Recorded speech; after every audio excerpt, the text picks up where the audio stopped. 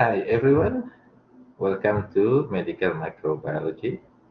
Today we will discuss chapter 24, which is DNA viruses. Before we go to that DNA viruses, we will discuss a little bit about types of infections that are caused by viruses. So just remember again that viruses are smallest particles or parasites with a very simple biological structure. It only consists of two main components, which is capsid and the nucleic acid core. The nucleic acid can be DNA or RNA. Okay, remember each virus only carry DNA or RNA as their nucleic acid. They cannot be both of them. Okay. The DNA viruses mostly double-stranded. Remember that because DNA, the main structure of DNA is actually double-stranded. So most virus that carry DNA, they will carry the double-stranded DNA. But there are several viruses that also carry the single-stranded DNA. For the RNA, most viruses that carry RNA will be carry the single-stranded DNA. But there are some viruses that actually carry the double-stranded RNA.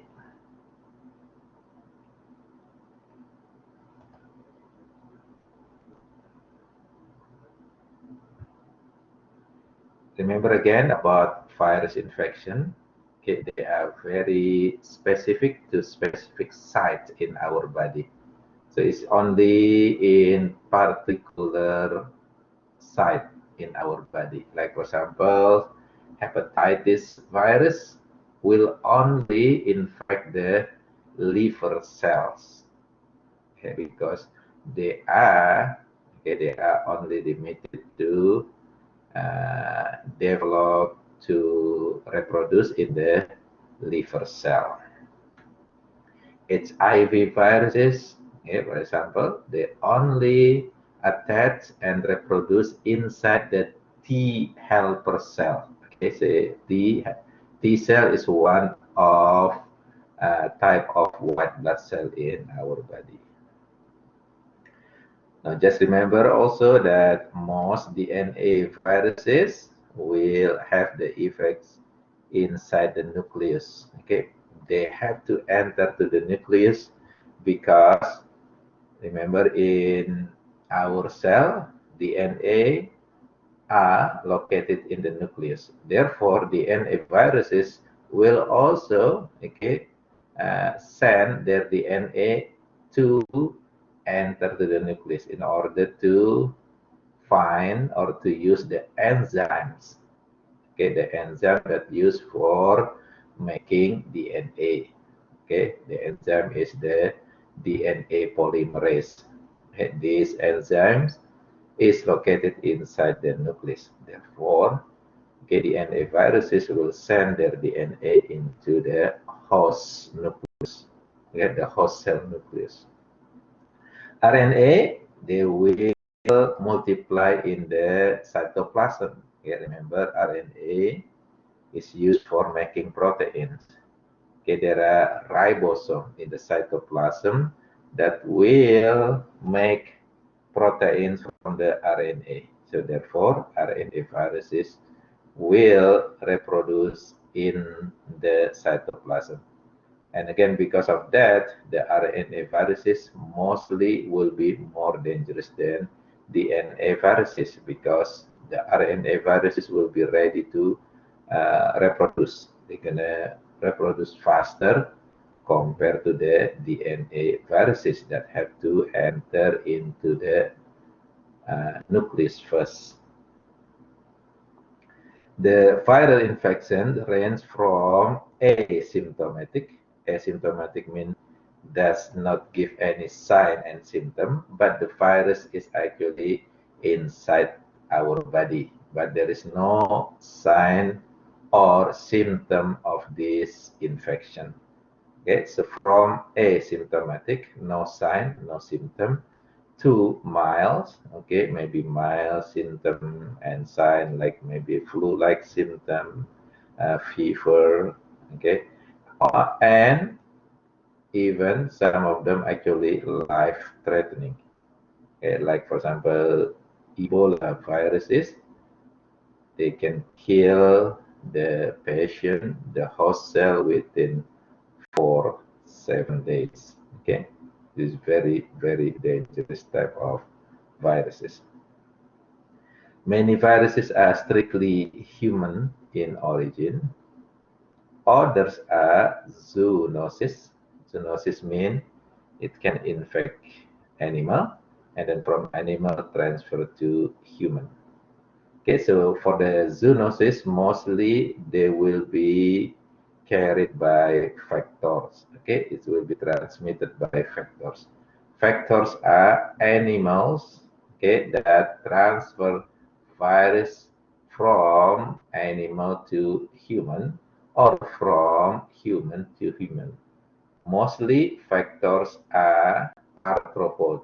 Arthropod means the animal that have their legs on their chest, on the thorax. Example like insect, mosquito, flies, okay, or maybe like tick, uh, lice. Okay, these are factors, okay, animal factors that can transmit virus or infection from animal to human or from human to human.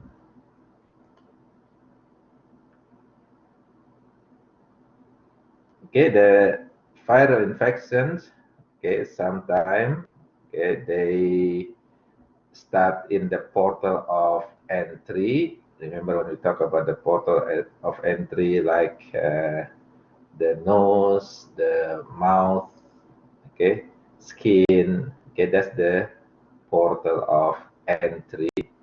So, so most viruses sometimes can cause infection and then distractions uh, on the cells or tissue in the portal of entry. Like for example, flu viruses, they actually destroy the mucosal cells on the respiratory tract, which is actually their portal of entry. Some virus, they can also enter into circulation, like blood circulation. Therefore, they sometimes can be transmitted through the blood. Okay, through the blood, for example, blood transfusion, etc. Like for example, hepatitis B viruses, they actually reproduce inside the liver cell. However, they can carry it by the blood. So therefore, they are also present in the blood, but they do not reproduce in the blood. Okay, their reproduction place is in the liver, but they able to go to the blood circulation. Therefore, hepatitis B can be transmitted through blood. Okay, like for example, blood transfusion or maybe needle sharing. Okay, or injection. Uh, Common sign and symptom of viruses, okay, mostly rashes, fever, okay, muscle aches, respiratory involvement, swollen lymph nodes. This is the most common sign and symptom of viral infection. But again, for some virus, okay, like for example, hepatitis B, they can also have some other symptom in the liver because they actually destroy the liver cell. Okay, because the liver cell destroyed, then they can have the sign like, for example, jaundice, and because jaundice actually telling us there is a problem with the liver. The body defense, okay, so our body defense is combining the interferon antibodies, okay, T cell, uh, and usually after viral infections, like for example chicken pox, and then after we able to remove, okay, or defend ourselves against this chicken pox, we usually have what we call the immunity, and mostly lifelong immunity. To someone that already have chicken pox, they usually will not get chicken pox again because they have the immunity against chicken pox.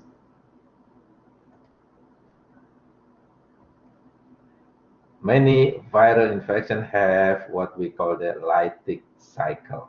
So lytic cycle is the same as acute, okay? Same as a acute infection.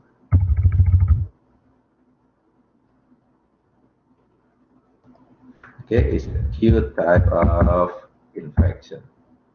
So that's a lytic cycle. And some actually establish long-term persistent. Okay, so this is persistent. The top one is acute, lytic or acute. Example of lytic cycles is the flu viruses. So flu viruses actually destroy our cells very fast within maybe 7-10 days. Okay, many of our cells will be destroyed by these influenza or flu viruses. But some other viruses, they establish long-term persistent infection. So this is what we call the persistent infection. There are two types of persistent infection. The first one is called the chronic, okay, chronic infection. And the second one is called the latent infection. Now, the chronic infection, yeah, is the infection, is a persistent infection, long-term infection, where the sign and symptom usually present all the time. Okay, like for example, hepatitis B. This is a long-term persistent infection. Then usually people that have the hepatitis B will have the sign and symptom of this disease. Okay, AIDS, for example, HIV infection, AIDS. Okay, this is a chronic infection because what? Because the patient that have AIDS then will have the disease, the sign and symptom with them all the time. Okay, so that's what we call the chronic infection. The latent infection, okay, this is a type of persistent infection that only give the sign and symptom during outbreak. So most of the time, the virus is actually in a dormant condition, in the dormant stage. So they stay inside our body, but they will not give the sign and symptom of the disease until the outbreak time. Example is herpes, okay, like oral herpes, for example. Usually, this oral herpes virus will stay in our nervous system. It will only give the sign and symptom. Like for example, you can see the sign of symptom is oral herpes uh, on the mouth, okay, next to the mouth, okay, at the skin of the mouth, okay. Then it is only usually present during certain time, what we call the outbreak time. The same thing with the herpes simplex number 2 or genital herpes. They stay in our nervous system dormant for a year, for example, and then during outbreak time, then they will give sign and symptom around the skin of the genital area.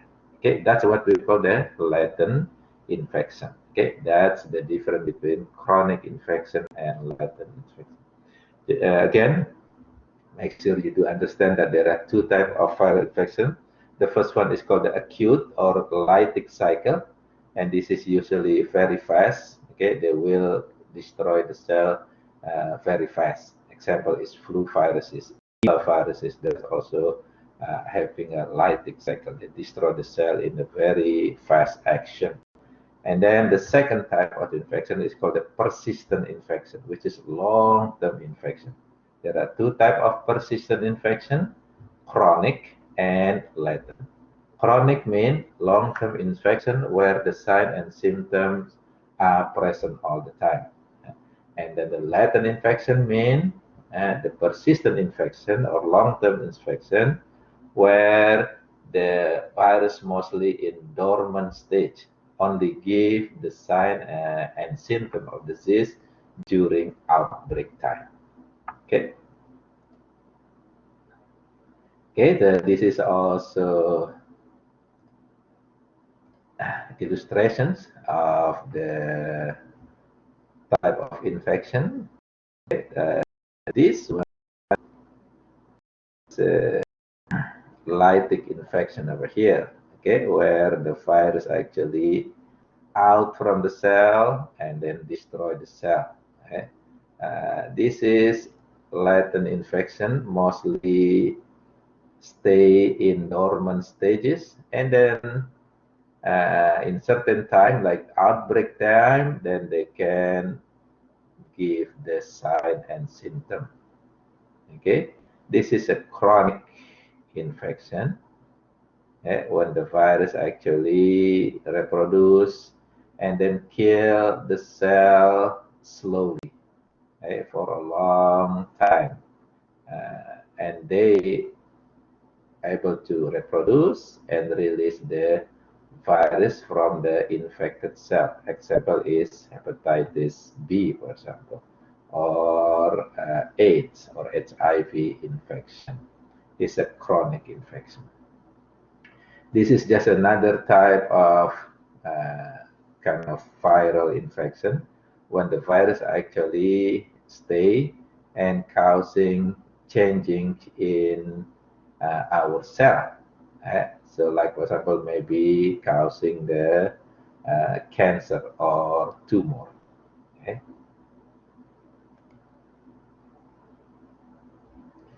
Some persistent viruses are oncogenic. Oncogenic means it trigger cancer. Okay, oncommon cancer. So there are some viruses that actually able to cause or to trigger cancer. Example is again hepatitis B. Hepatitis B, this is infect the liver cell, but also trigger the liver cancer. Some virus can cross the placenta and then causing permanent damage in the embryo, and this is what we call the teratogenic viruses. Okay, terato means embryo. So teratogenic viruses is the virus that can damage the embryo. Oncogenic viruses is the virus that can trigger cancer. Okay. The viral infection, there are several ways. Like for example, take the sample, isolate the samples, and then put it in the animal or living tissue culture, and then perform serological tests with the antibodies or some other tests with the gene, like PCR test, for example. I think that's all for these introductions about the viral infection. On the next lecture, we will talk about DNA viruses that cause infection to human. See you later. Goodbye.